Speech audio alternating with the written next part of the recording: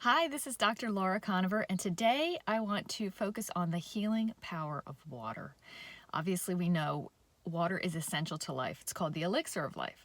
Water is second only to our breath, to oxygen, to breathing, in order of crucial elements that we need to be alive. So first we need breath, but the second thing we need is water. We can go months without food, but water is absolutely crucial for the biologic function of our body and to sustain life. If you think about it, our body intuitively uses water to transform our internal experience of stuck emotions and tension and feelings, to release it to the world and to help heal us. So tears, no coincidence that that's liquid that our body produces in order to off-gas and transform grief and sorrow and frustration, and release it and transform it through the release of tears. Sweat is another great example of the way our body produces water in order to transform tension, frustration, anger, exertion, power, these powerful, strong emotions that are inside of us. And when we use our physical body,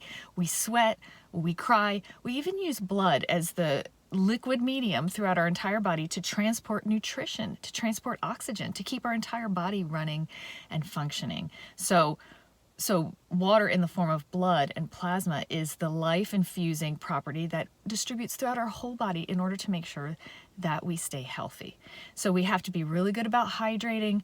We want to use the healing property of water to transform tension and energetic stuck feelings into relief and release and back to, health and vitality and equilibrium. And so we can also go further than that and use water and the healing power of water in nurturing ourselves in healthcare. So first of all, the washing of our hands, the washing of our body, it can be powerfully not just a ritual or a ceremony, but obviously healing. It can wash pathogens off of our skin. It can decrease our chance of picking up communicable illness. It's also powerful in its own right. I remember when I was first trying to open up to my intuitive side and soften from the conventional medical mode into including something larger than just knowledge. I had to drop down into my body, and baths were my go-to. I had to go and just soak in the bath, soak in a shower. And also when I've gone through times of grief in my life, it's been very helpful to me to just sit in the shower and have that water wash over me and then drain out the drain. So, on a therapeutic level, we can use it to help restore a sense of calm and restore an equilibrium to ourselves emotionally. Even if we're not crying, even if we're not sweating, we can seek water and bodies of water and natural bodies of water in order to restore our health. We can also freeze water and create ice and apply ice to help decrease inflammation in our body. But the most powerful way I think we can use water and the restorative healing power of water, besides hydrating, which is absolutely essential to life, like we talked about, is the fact that water is conductive, and water is the best, most powerful way to enhance grounding.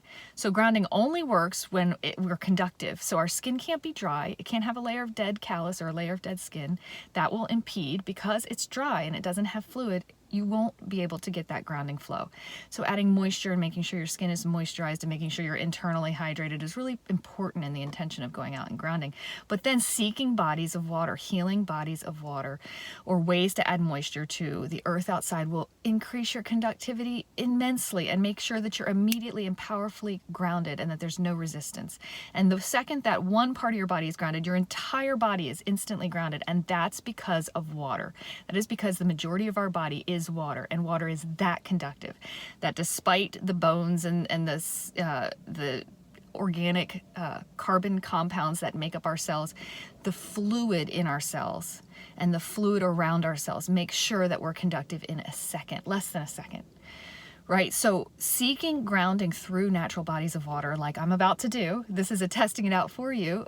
I'm about to go meet Stacey, and we're going to go paddleboarding because the lake that we're paddleboarding on is powerfully grounding.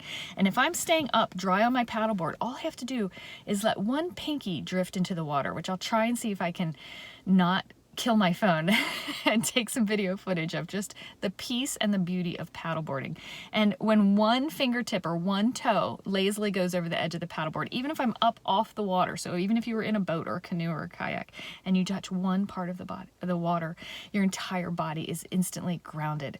And so we're going to do it for about an hour and then see how our body feels. Not only because we were near a natural body of water, which visually and energetically is soothing, like we talked about, but it's also powerfully grounding, which is awesome.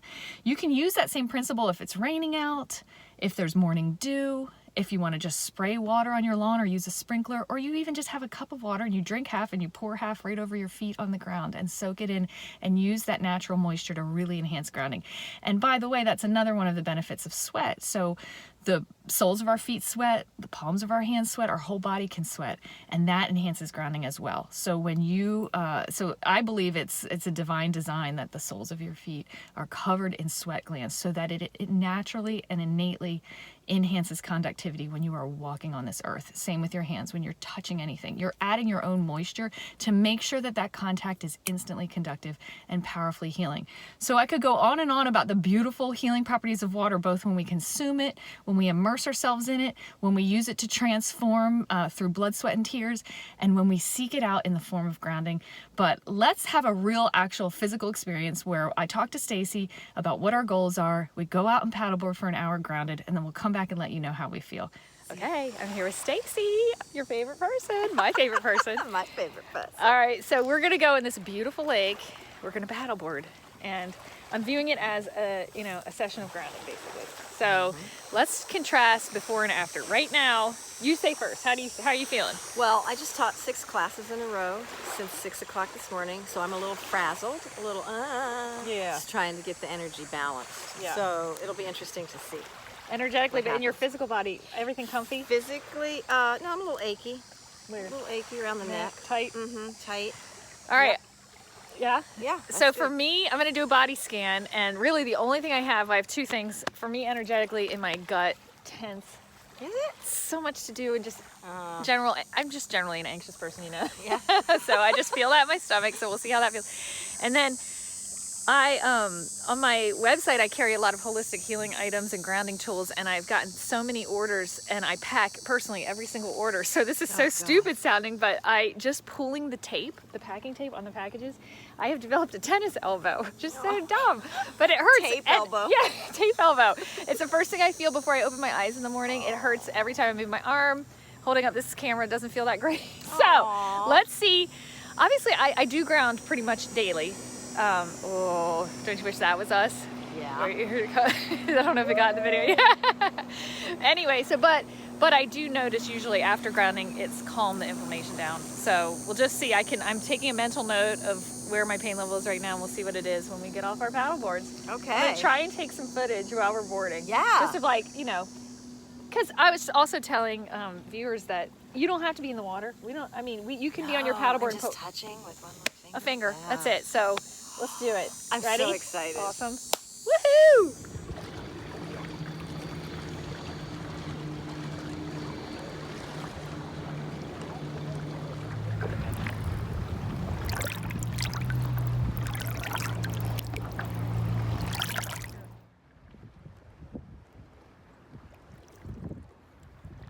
This is our patented maneuver. I think so. We call it lazy paddleboarding. I'm not even holding this right. Okay, this is how we paddleboard. This is it. This is it. This is the life. But Stacey, show them you're grounded. Put a finger in your shoulder. Oh, okay. Yeah, you're grounded. I am so grounded. This is the thing. It only takes one little finger. Okay, how do you feel any different? I feel happy. I feel relaxed. Yes. I feel sun-kissed. I feel cleansed. Do you feel like it's better than if you would have just what if we would have sat in chairs and just soaked in the sun and watched the is there something, do you think grounding had a factor or just the time Oh spent no, outside? I absolutely think it had a factor. Don't you? Yeah, my elbow is not totally gone, but it's cut in half. I'd say it's 50% less pain. So that's good. And my stomach, same with you, definitely that tightness. I'm just I can breathe a little bit better. Yeah, I just feel like the rest of the day is just going to be nice and easy. thank I'm you not for going to get paddleboarding. upset. It was awesome. Thank you, me too. So I'm going to review more of the medical literature and give you tons of tools on using water to help you heal, and grounding, of course. And thumbs up to paddleboarding. I mean, Oh, of heck course, yeah, thumbs up to grounding. Absolutely.